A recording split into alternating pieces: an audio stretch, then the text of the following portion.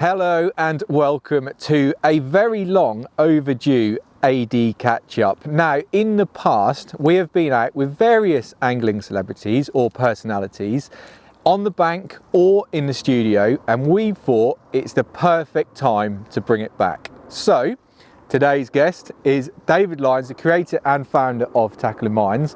So first of all, obviously a huge thank you for agreeing to come and have a chat with us, basically. Thank you for having me on. Yeah, about your own journey with mental health and things that fishing has helped you. We're going to try and go into it without asking you questions that perhaps you feel you've answered a million times before. Oh, good. But I know there's a lot of people who'd be really interested in what you've got to say. So I guess we should start off at the very beginning. For anyone who hasn't heard of Tacking Minds or might not understand what the concept is, can you briefly explain in a nutshell what Tacking Minds is first? So basically, Tacking Minds, we use the many benefits of fishing to aid people, be it with mental health issues, addiction issues. We get them out on the bank, we teach them the basic fundamentals, and get them to a point where they're competent enough to get out on their own, unsupervised, and they've got fishing to fall back on for the rest of their life. Nice. So that's a stepping stone to hopefully a nice journey ahead. 100%. Perfect. So there must have been, and I've heard this story, and it's a really compelling story, so hopefully you're happy to share it with us again. But your own journey in finding out how fishing was good for mental health. Can you go back through your journey with us about mental health? Of course. So, my upbringing was no different. It was quite an average upbringing. I had a loving family, mum and dad, brother. Really great family, and started going out as any 17-year-old would do, a little bit early I suppose, but just drinking socially, just going out with my mates, and that wasn't, there were no warning signs to any issues that was on the horizon, let's say, and going into my 20s and just still living that lifestyle of going out with my mates Friday, Saturday, sometimes Sunday, and my anxiety started to creep in out of nowhere, and I've never suffered with mental health in my life, and I thought, what the hell is this? And I didn't realise what was causing it. There were no triggers, there was nothing like playing on my mind or anything like that. And for me, it's quite a long story short, really. My coping mechanism, because I didn't have any at the time, was I'll have a drink because I know a drink will relax me and it'll take the edge off, so to speak. And that's where the slippery slope sort of began, really. So I used to sort of self-medicate.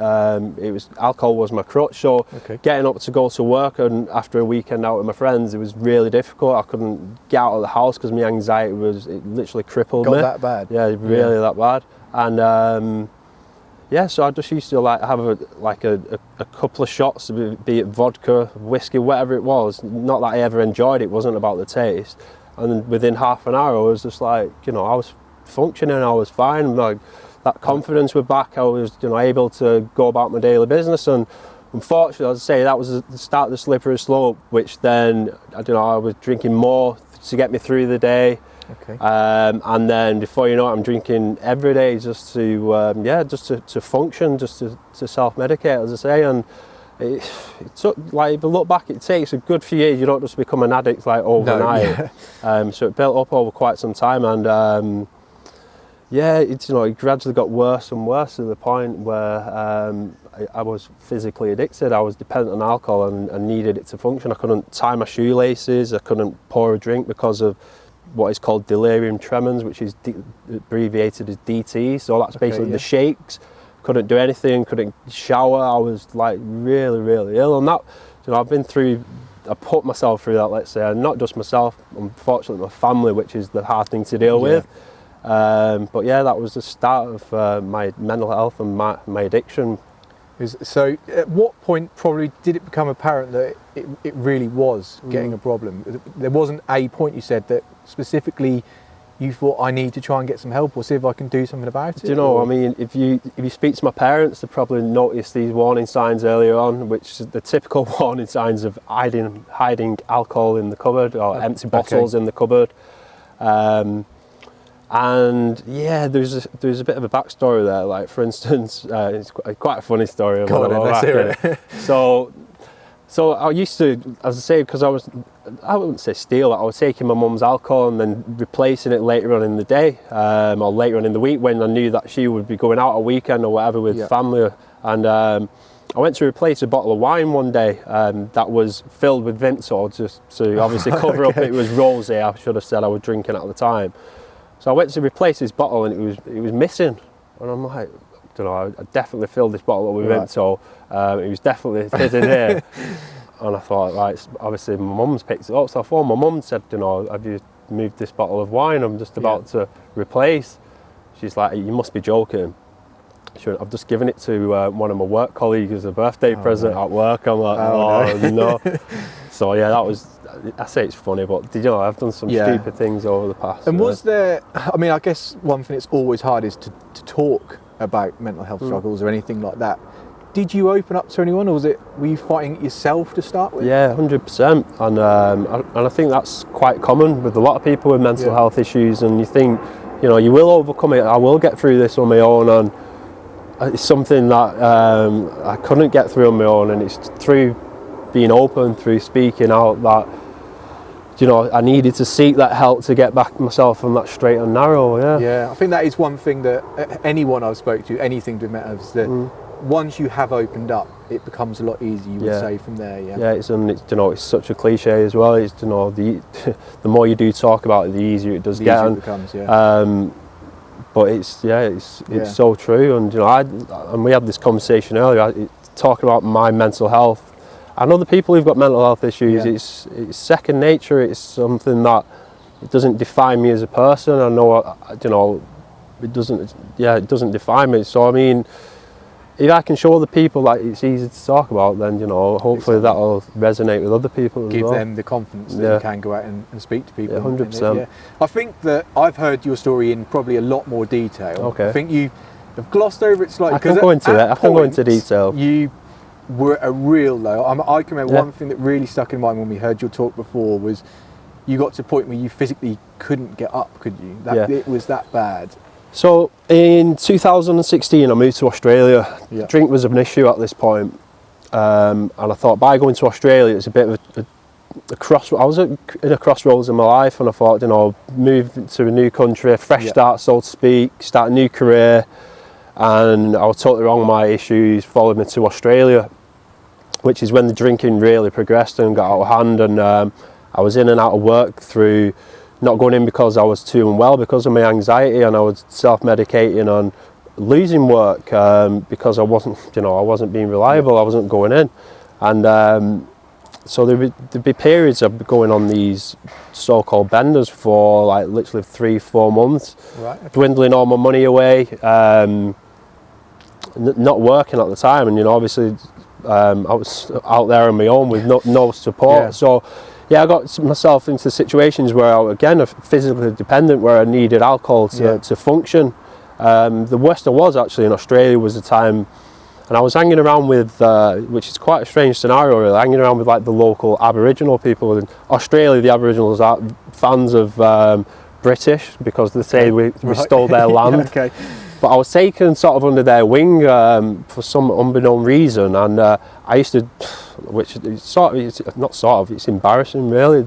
I was drinking on the streets, you know, and because I sort of still dressed smart, you know, I still got up and had a shower when I was functioning.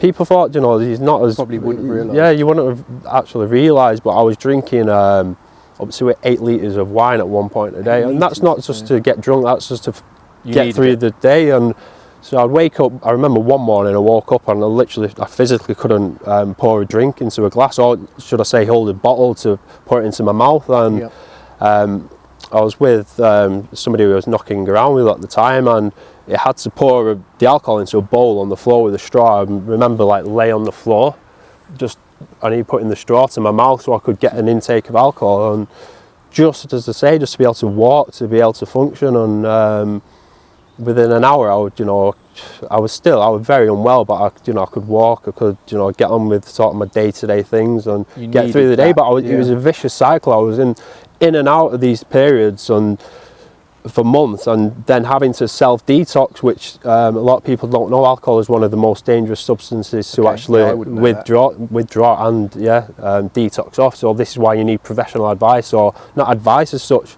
you need somebody professional to supervise your withdrawing from alcohol because of seizures and the risks that come with that as well. So so that's me in Australia, and I moved back to England after a good few years just because my issues were just like getting worse and worse, and I thought the best thing for me to do is be surrounded by my family and my friends who knew something was going on when I was in Australia, but I never was aware of my family, but they're not stupid, you know, they knew exactly what was going on. So I get home, I was sober at this point, gets myself into work. I thought, you know, I always get to the point where I feel like I'm strong-minded enough, strong-headed enough to, you know, I'm back at the gym, socialising. I'll have another pint, you know, I can go out with my mates, and that pint turned into one would turn into. It's never one. It was and I was fall back into that trap, and I will never know why I could never learn from these previous mistakes, and it happened like dozens of times before, and.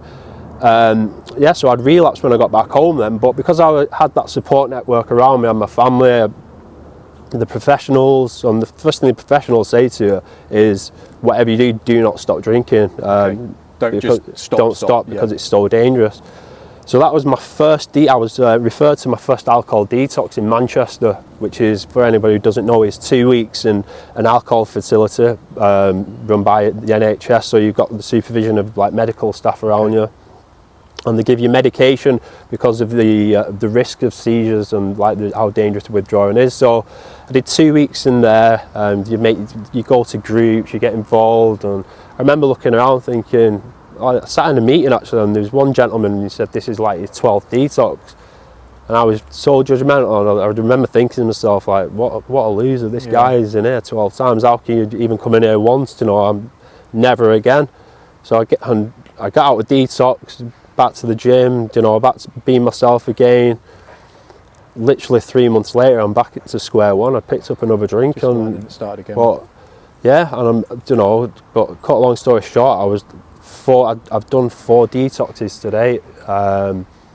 The last one I was stranded in Bali, of all places, during COVID. Not really want to be stranded. In a third world country during COVID. I was 18 months sober at this point, and my mental health was at a real all-time low. Just again, social anxiety, not being able to get out, just have a conversation with somebody. It was just, it was awful. And I remember sitting outside a cafe with this Australian guy, just watching the day go by.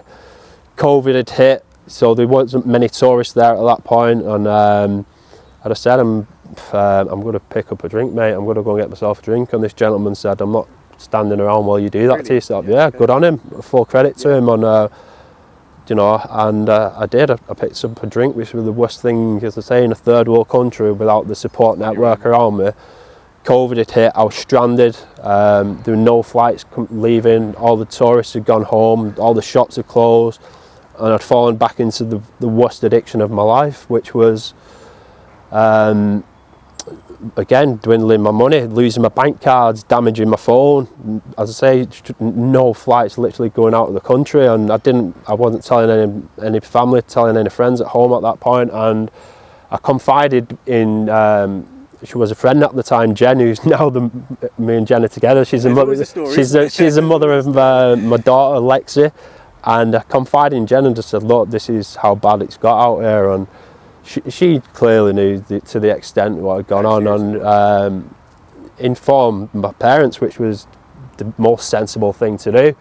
But because of the state I was in, I was drinking it was like locally brewed alcohol, but like the 80% proof or something. But drinking to the point just to get through the day, but it was again to a dangerous amount where I needed it to function to be able to walk again. And cut long story short, because you can delve into these stories, there's a lot that goes on. And I remember I got on the second to, well, I was about to get onto the second to last flight to get out of Bali. Somehow they got they let 2 flights, they opened 2 flights. COVID was still there, and went to get on the second to last flight, and they wouldn't let me on the flight because they deemed me too unfit.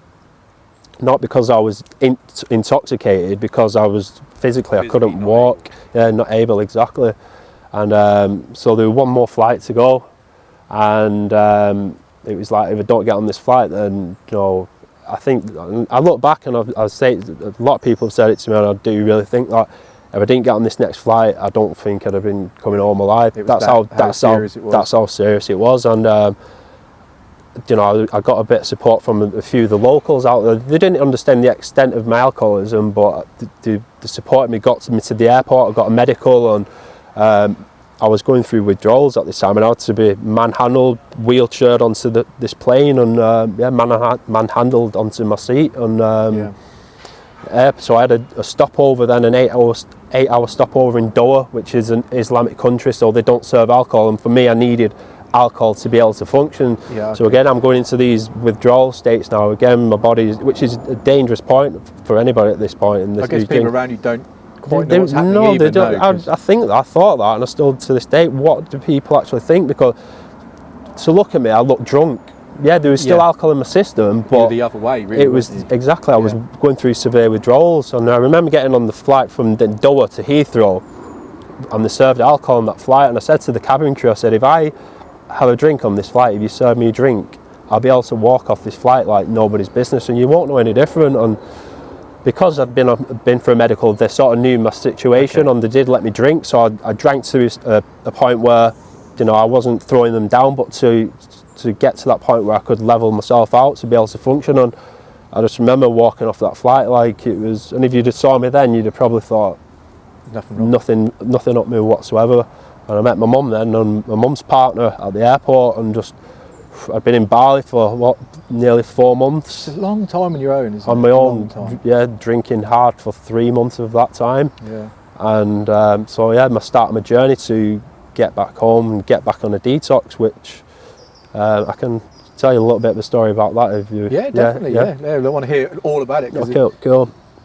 So again, to get onto the services, the drug and alcohol service back home in England, there's a long wait because there's a demand for that type of service. Right. Unless you've got a spare $5,000 that you can go privately. Unfortunately, I didn't at the time, and so I joined the waiting list like everybody else. You know, it was even harder because of COVID as well, and I got to the point of drinking, and I wouldn't even say escalated. It was just because I was around my parents. Jen was in my life at this point. She'd never seen anything in her life like what I was going through. For her as well. So it was a massive eye opener for her as well.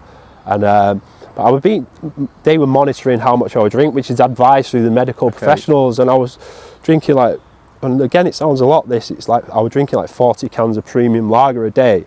Which, bear in mind, with my anxiety, I wasn't sleeping very well. I had an hour here. It's like you're looking at just over an hour, over a can and an hour for a huge period of time. So it's like 40, and that's being moderated. And left to my own devices, I would have probably drank twice. That's as hard as that is to believe. And I got to the point where I wasn't holding down food, and to the point the doctor said, you know, you've a matter of days, if you're lucky, weeks left to live.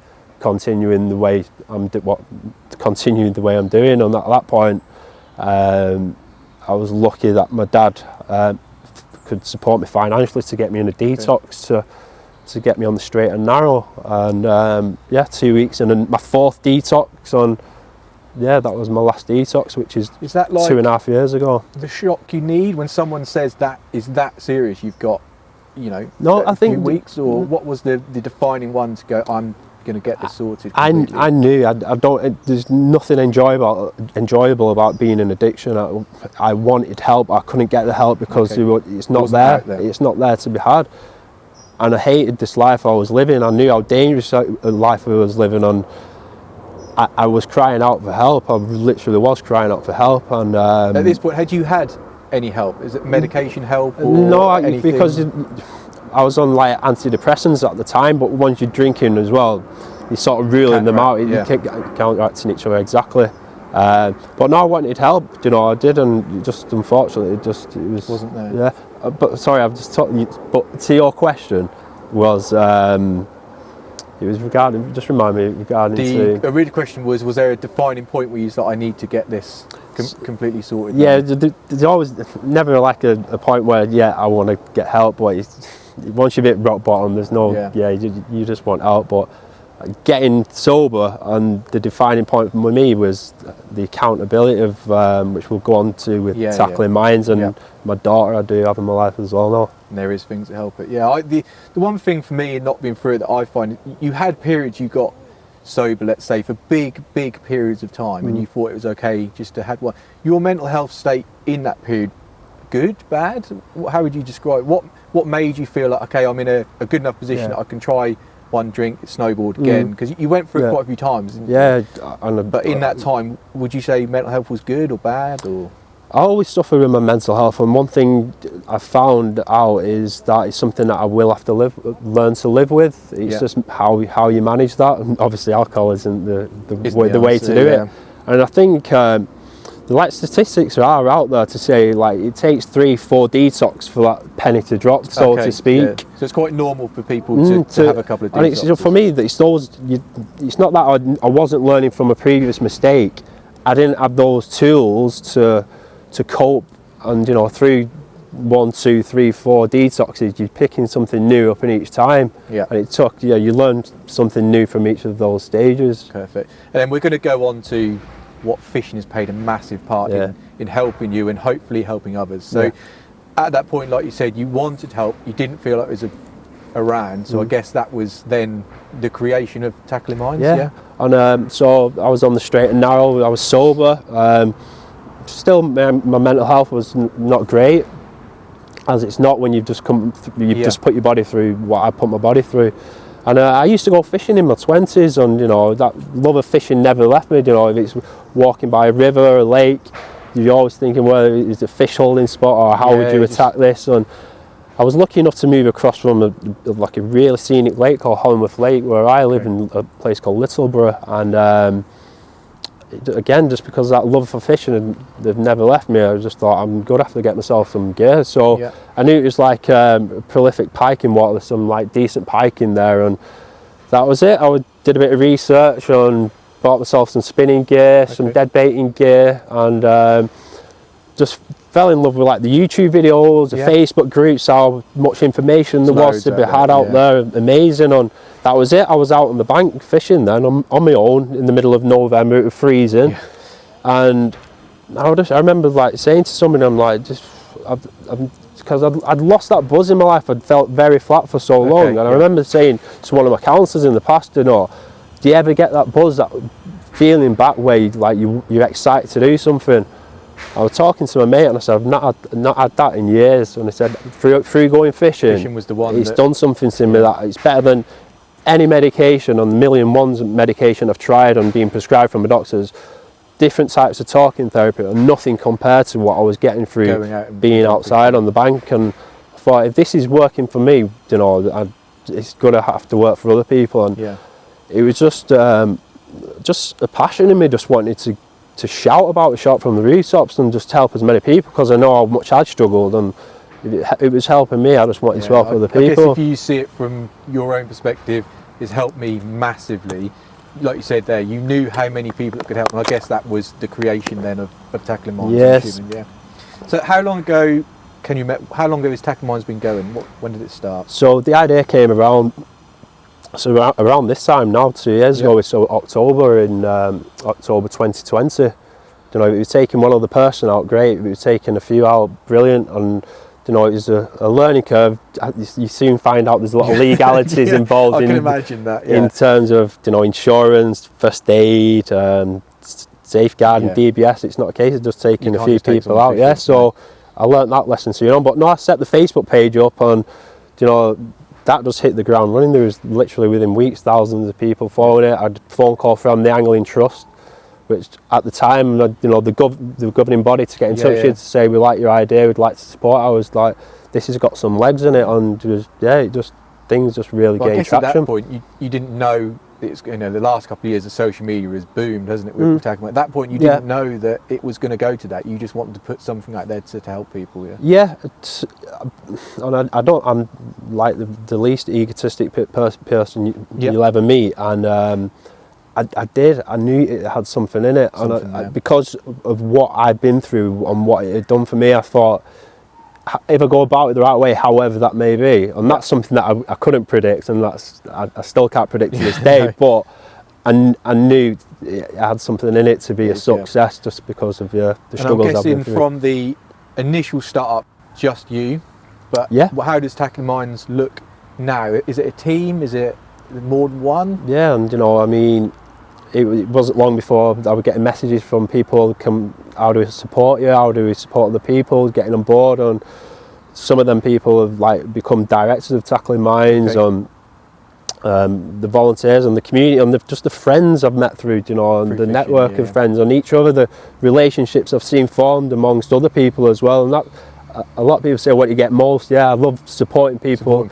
But what I do get a lot from seeing that the friendships formed on the support of the volunteers are there for each other. It's amazing. Volunteers with people who are enrolled in it, and the friendships there you're talking about, really bonding. There's a huge community around what Tackling Minds does, and that's not something I set out to do. It's something it's naturally created itself. Ideal, isn't it? Perfect. Exactly. And then, so we're by a lake today, obviously. If this was a Tackling Minds session, let's say, what could people expect to happen? Is it just going fishing? Is it what style of fishing and stuff like that? Is it diverse for all different aspects? So we do course fishing, we do some carp fishing, so we do like to mix it up a little bit to keep people interested. But first and foremost, it's just getting them out on the bank, and a lot of the service users we work with are isolated, so just to get them out on a bank in a group setting, is like you just see the wonders and what happens just in that process. But it's just teaching them the basic fundamentals. If it's making a rig, plummeting up, bait preparation, and it's just, as I say, it's really back to basic stuff. About and you'll know, like, angling comes sort of natural to you because you've been doing that many years, but you soon realise when someone's never been fishing, trying to get them to cast a rod out, it's just like, geez, you take it for sort of granted. You do take it for granted, definitely. And then do you find that, is it people with all different mental healths that are benefited from it? Is it, because obviously yours was alcohol was your addiction, let's say. Does it work for all other types? Are you familiar with that? Or so like predominantly you find it's PTSD. And the benefits we've seen from we've worked with a group of army veterans, the benefits we've seen from them guys, and it just takes them away. It gives them something else to focus on from whatever's going on in their everyday life, and it's just that break. If it's for 2-3 hours, how long they're on the bank for us with us, it's a break and some peace and tranquility from what they're used to. Then depression, anxiety, then we get more severe cases, let's say, of mental health, where inpatients from the NHS as well. And you find it's the only time in the week these guys they're allowed out of the certain facility, the unit, and to get time to spend it outside. It's a big thing then, isn't it? Coming out with some people who aren't used to being outside. And so taking them fishing for a few hours a week is like, in their life, it's the best thing they can do, and they love it and they get loads from it. I can imagine. So do you find on these sessions people, obviously if they've got all sorts of different issues in their past now, are they talking about it, or is it just fishing the complete wipe clean, it's all about the fishing? Or do they, let's say, make that friendship bond and talk to each other? Because we always said off camera, didn't we, that one of the hardest things in mental health is talking about it. With people in the same situation, do you find they talk about it, or is it just about let's go fishing? No, not at all. And I think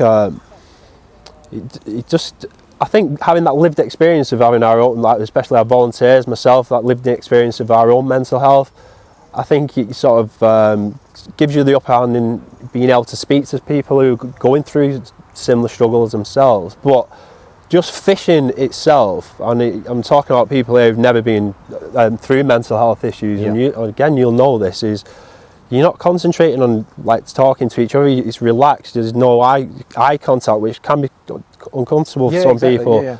And you just watching you float, your mind's on something else, but you're having open conversations that you wouldn't necessarily have in whatever other setting it may be. That sort of relaxing element, I guess, that allows them to feel a bit more free to talk about 100%. So correct me if I'm wrong here, but fishing is now prescribed on the NHS. Are you the first person to get that through? So if you look on Google and type in fishing NHS, you'll find there are some departments that have done something. Well, it's not similar, but say for instance your local fishing club have worked with a unit or a department from the NHS. What wasn't happening on in the NHS at the time, which is something I found out about, which is called social prescribing, through my sister-in-law who works for the NHS. Now, social prescribing is using holistic therapies as an alternative, not just as an alternative to medication, but to complement medications as well, and using fishing, for instance, as an alternative therapy. So as soon as I found that out, I'm like, why is this not? Why has it not been done? Yeah, why is people not talking about this? Why is this not a national thing? Why is, you know? And I thought I'm just gonna have to. I'm not gonna have to. Again, that excitement for wanting to get that out there and shout from the rooftop, that passion of what it has done for me. This is like, right, if there's something I can do, I'm going to campaign to get angling recognised, not just in my locality, but let's shout from the rooftops and get it spoken about nationally. So if that's an NHS department down south, you know, that's and my point being, wherever it is nationally, you know, at least fishing is available wherever you go. I mean, you're probably quite modest in how hard I think that would be to get into the NHS. I mean, NHS is a huge organisation. To actually get fishing recognised, to be prescribed to help people, I thought you probably don't give yourself enough credit. That probably took a lot of work, didn't it? The campaign did, you know. But I love it. I enjoyed doing what I was doing. Something to focus on, and that focus, massively.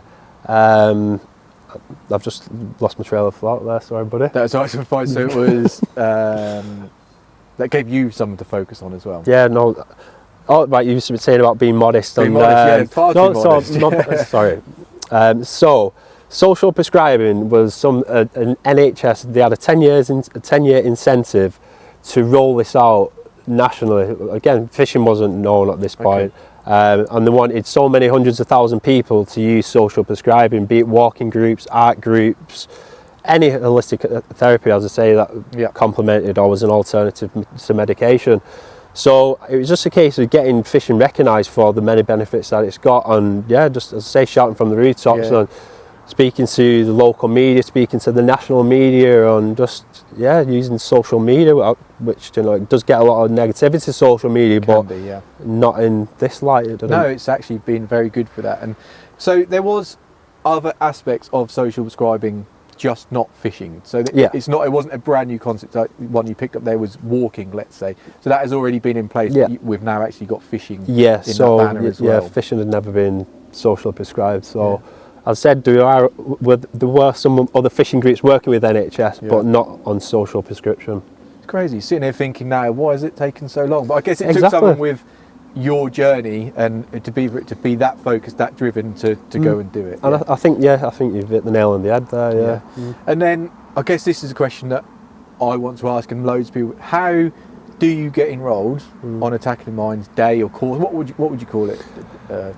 Sessions? Or, on a Tacking Minds event, session, whatever you want to call it, really.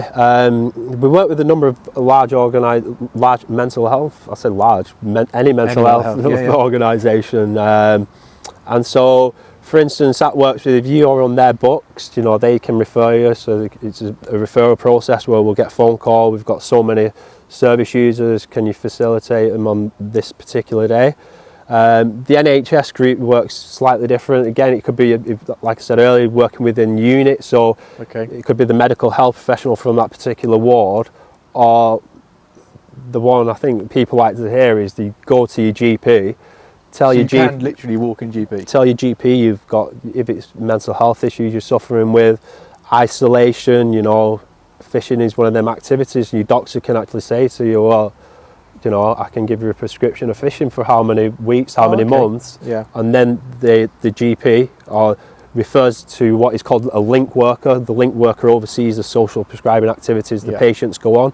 They'll phone us, refer a patient to us, and everything there is taken care of by us. And if people are watching this or read about Tacking Minds, so if they feel themselves that fishing could help them, they've got a few mental health, they could go and don't know what the correct word is, perhaps give them a nudge and say, look, I think this would work for me. That is, you can physically go and ask Yeah, that. 100%. Speak to your doctor if it's, And see what they say, yeah? say, you know, I've heard of social prescribing, you know, and know fishing's one of the activities Yeah. in the northwest. You know, it's still early days for fishing in itself, and this is something that we do want to roll out nationally, and it deserves to be rolled out nationally. Yeah. If fishing's not like available from that particular GP surgery, look at the other activities that are on there. You know, there might could be be something else, boxing, walking, foot. There's tons of loads of them, activities. yeah. There's tons. And if you don't go through the doctor's NHS route, can people I don't want to now say 1 million people contact you and say help me out, but can they go straight to Tackling Minds, or has it got to be done through the correct at present, you've got to go through the correct channels, and this is it's sort of annoying really, because you know you want to support everybody, but unfortunately you can't, and we haven't got a specific day apart from our open days where we can just like enroll somebody on to come down with us for the day. We don't have the resources, you know. As I say, we're going into 2 years in November. Yep. So it's still very early days for us to be rolling this out, but you know, with the correct support, which we do have, it's going to take a lot of work, and everyone's so ambitious to do it, but to roll this out, to make that available for people. Yeah. I think you know yourself, and most people know that it will get there. Yeah. So a little bit about yourself again. Have you always been an angler, fishing in your life? Yeah. Yeah, always. You know, as a kid, since I was probably about 5 or 6 years old, and yeah. Prior to any sort of mental health issue, you were out fishing, just an out and out angler, yeah. You know, and I think it's probably kept me out of trouble. Yeah. Nice place to be, isn't it? Yeah. Yeah. And then, how big was the gap? Let's say from being a kid going fishing, enjoying it, you went through your journey. Yeah. Fishing changes a lot, doesn't it? Yeah, Did it come back? It was like, wow, this is different. Or? Well, I remember going into Angling Directs in Manchester. We got some funding from the National Lottery to buy some tackle.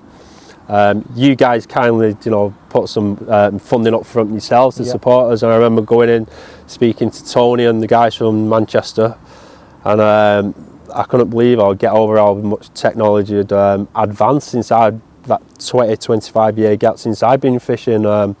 You know, I think coated braid was something that was coming out around the time that I was fishing, and that was something new, and that was advancing. And you only have to look on the shelves now to see the 1,000,001 different type of rig making materials, or different shapes, or patterned hooks, and just because of that support from you guys, and that's still ongoing, especially when I go in the shops. It's good relationship with Manchester, haven't you? Yeah, everyone who I speak to at Angling Direct now, there's support from everybody, and it's still overwhelming. You know, it's still.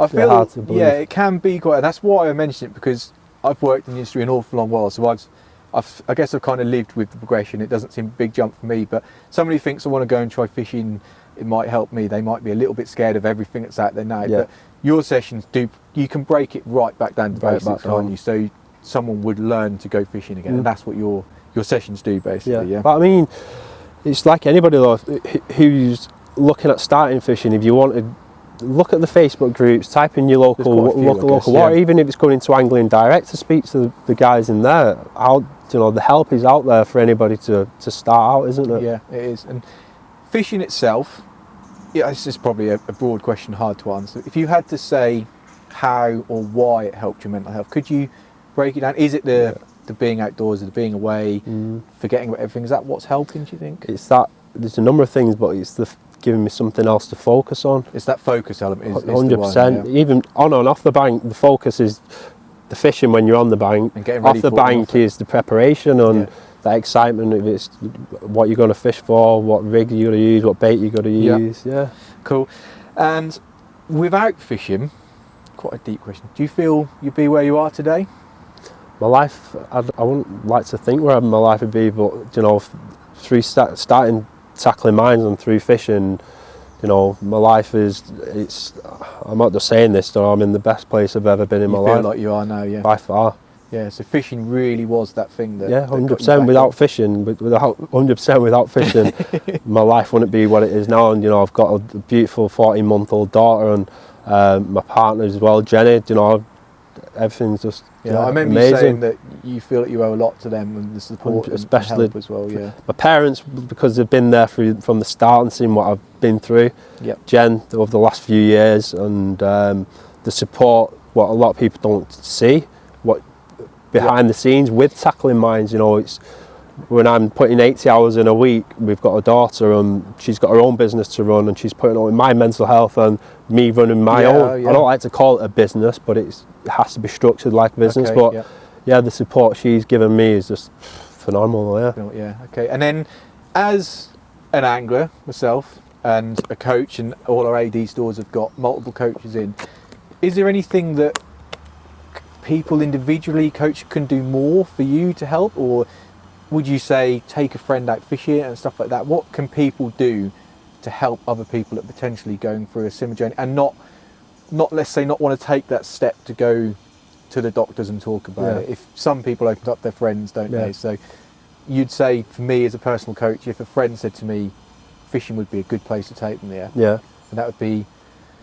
the stepping stone, let's say, to going on to maybe talking about it a little bit more. Of course, like we said earlier, it's just, fishing gives there's no pressure in talking when you're out on the bank fishing with your friends, is there? No, I think that's the thing, isn't it? And that's it. There shouldn't be any pressure to talk about mental health anyway at all, but fishing is that perfect environment to be able to do that. I think we always say that I find it really easy to talk to you about mental health. You're quite open, but I think we said off camera, so we'll probably best say it on. It's the worry that you would offend someone or say the wrong thing. It's probably why people don't talk about it enough.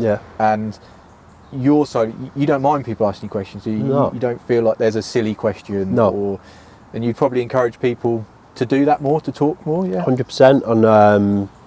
And don't feel like you have to tiptoe around people when it comes to mental health. It doesn't define the person you are. It's because somebody has the struggles. Ask somebody. It's okay to have your everyday pleasantries. How are you? Ask them.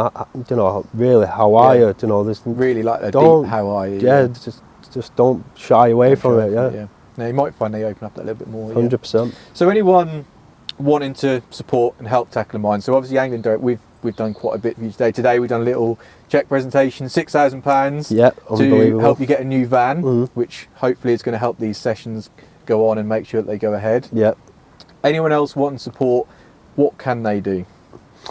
So basically support is just getting, I say the name Tackling Minds out there, not really. I think it's just getting the name of fishing and the benefits fishing has for your mental health, and showing other people like getting out on the bank is beneficial for your mental health.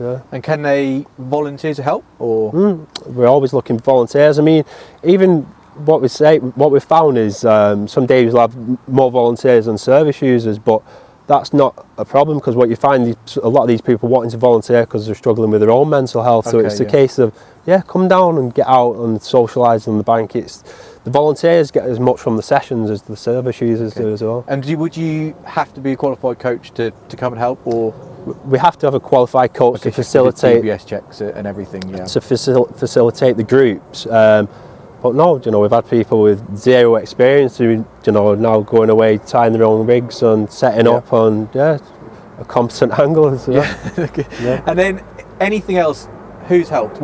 I know, like I said, we've done the £6,000 check. You said little things like laptops and stuff like that. So AD kindly donated us some laptops, but I say with a lot of people only see what goes on social media, and that's just, promoting our sessions, but it's all infrastructure, what's behind the scenes in Tackling Minds and what goes in to set up an organisation like this. And not just that, it's to be able to expand, which is something we're doing in the background as well. So them laptops our volunteers are now using them, and it's helped beyond belief. Like I said, it's probably hard to comprehend how much is going on behind the scenes, so all the help is obviously really helpful. Massively. And before I set Tackling Minds up, I definitely the narrow-minded type to think, you know, the not so much goes into setting up an organisation, but through knowing what goes into it. An awful lot of work. It's changed my mind a bit, that definitely. Yeah. And then one other thing I know that we can help, or we do help with, is merchandise. We're both wearing very smart hoodies sitting here today. I must say, top work on the branding. Really good branding. It looks well, mate. It is very good. So they are available online and direct in store, and 100% of the sales for that go towards that. Yeah, unbelievable. Again, the support from Angling Direct. Thank you doesn't do it enough, honestly. It's just, well, I'm sure it's going to continue more. And like I said, if you do want hoodies, anything like that, they are all available, and all the profits are going to help this grow. Yeah. So I guess the final question I'll finish with is, where is Tackling Minds going? What is the dream, if you could say it? What do you want it to eventually become? I just want Tackling Minds to be, if it's Tackling Minds, if it's fishing, the benefits of fishing, I want social prescribing to be rolled out nationally. I want it to be available in every GP, every area in the country. I want people to be able to access it, every person in the country to be able to access it. And you think that is possible? Stepping stones are in place. 100% stepping stones, and you know, nothing's going to happen in the next few years. But you know, it's a huge ambition. But my passion's there, my ambition's there to. Well, I feel if your journey from the very start was such a long one, hopefully the next one is going to help many more people as well. Well, thank you for sharing that. I know it's a story you have shared a lot, but it will inspire an awful lot of people, I'm sure. So I hope that has given you an insight into what Tackling Minds does and the great work that is out there and the help if you need it. So a huge thanks for watching. Don't forget to hit that like and the subscribe button, and drop us a comment below who you would like to see next on the AD Catch Up.